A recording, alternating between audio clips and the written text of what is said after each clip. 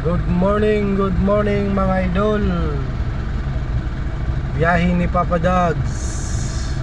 Andito po tayo ngayon sa Barangay San Vicente, Oson, Masbate City.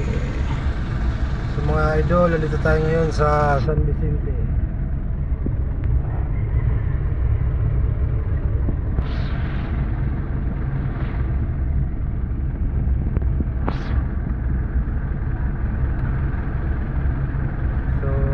Sa mga taga San Vicente dyan,